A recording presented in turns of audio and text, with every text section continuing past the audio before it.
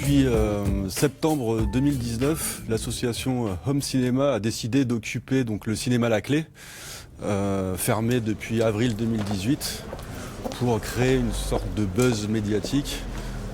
afin de mettre, on va dire, au pied du mur le propriétaire, donc le comité d'entreprise de la Caisse d'épargne,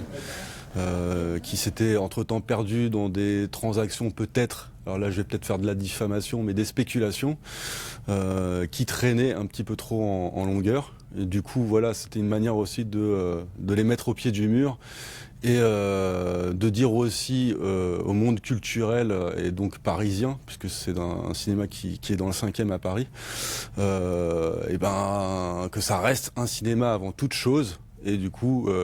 puisque c'était la promesse culturelle de la part du comité d'entreprise, ils avaient cette prérogative qu'il faut que ça reste un endroit culturel. Certes, un endroit culturel, mais surtout un cinéma. Que c'est un cinéma qui existe depuis 1973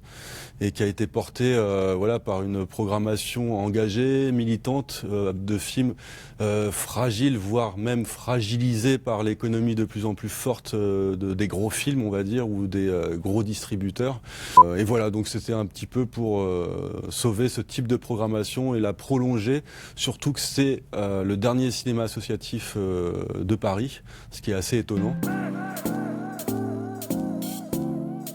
Quand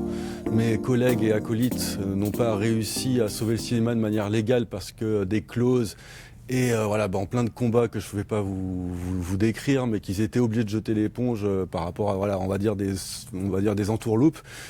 Là, tout d'un coup, j'ai pris conscience qu'en fait, j'aimais beaucoup plus ce cinéma juste qu'en tant que salarié ou ancien salarié, mais qu'en fait, ce cinéma, c'est un cinéma qui a projeté énormément de mes films depuis les années 2000, voire même que j'y étais attaché parce que j'ai vu certains films qui sont encore des films de chevet pour moi depuis les années 90, à l'époque de l'ancien asso qui tenait le lieu, c'est-à-dire c'était Images d'ailleurs, donc Sans vie pas nous, qui a occupé ce cinéma depuis 1990 à 2009. Et voilà, pour moi, c'était vraiment important de défendre ce cinéma en tant que cinéaste, surtout que ça m'offrait, comment on appelle ça, que ça me procurait énormément de peine qu'un cinéma dit engagé, dit militant, dit qui donne l'accès à la fragilité d'un cinéma qu'on veut de moins en moins parce que de moins en moins, sur lequel on peut de moins en moins capitaliser. Moi ça me posait honnêtement problème et mon fantasme c'est mais ce cinéma on peut pas l'abandonner. Il représente tellement de combats en termes d'image que pourquoi on le laisserait tomber, ça n'a pas de sens. En fait, on me pose souvent la question quel est le devenir de cinéma, vous n'avez pas peur que de perdre ce cinéma définitivement, etc. Je fais mais moi je pense pas à ça, je pense que c'est un coup d'éclat qu'on fait et au moins si on perd, on aura offert à cinéma à nouveau une ébullition comme les volcans on nous a fait croire qu'il était éteint, en fait il était juste endormi, il suffisait de le réveiller pour qu'il rentre à nouveau en ébullition. Pour que ça reste un cinéma et qu'il soit vivant et au bien vivant, c'est qu'il projette des films, quoi, tout simplement. Du coup, voilà, politiquement et artistiquement, le truc qui était intéressant, c'était que tous les soirs, sans déroger à cette règle, et pourtant on est des bénévoles, voilà, c'est continuer à projeter des films désespérément tout le temps, tous les soirs. Et comme on est bénévole, on peut pas faire à n'importe quelle heure de la journée comme n'importe quel cinéma, mais c'est maintenir, on va dire, cette cadence, ce rythme, pour lui faire rebattre son cœur, tout simplement. Oui, pour les refidéliser et puis les resensibiliser à l'existence de cinéma dans le quartier, puisqu'en 1 an et demi, les gens ils perdent leurs habitudes de l'existence même d'aller dans ces salles-là précisément. Donc nous, c'était recréer aussi une habitude de la part des riverains, mais aussi d'un autre public qui se perdait un petit peu à l'époque où j'y travaillais, c'est-à-dire les étudiants, les jeunes, et c'est là où pour moi c'est la force de l'aventure. C'est pas le cinéma en lui-même qui est plus intéressant que sa réouverture illégale et forcée. C'est aussi la rencontre de plusieurs milieux artistiques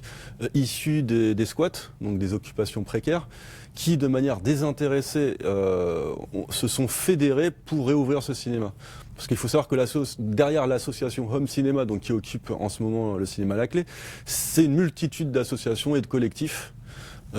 qui émanent des squats d'artistes. Alors au départ, quand la première semaine d'occupation, alors je rappelle qu'on a réouvert le 20 septembre, et dès le 21, le lendemain, on a décidé de projeter un film. Et évidemment, ce film, on n'a pas eu le temps de demander les droits, etc. Parce que, imaginez, je demande à un distributeur, ouais, au cinéma La Clé, on aimerait projeter, mais le cinéma La Clé, il est fermé. Donc, ça aurait été déjà de se trahir auprès de la loi et auprès du distributeur qu'on allait occuper le lieu, parce que j'avais pas j'aurais dû répondre je devrais répondre à cette question.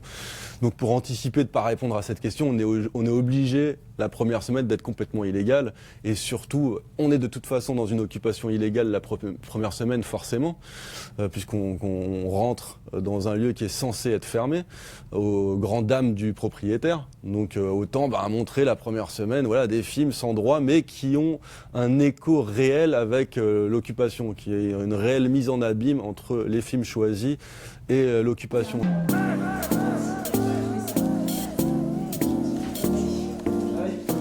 Oui, bien sûr, la seule dimension positive en ce moment, c'est que les politiques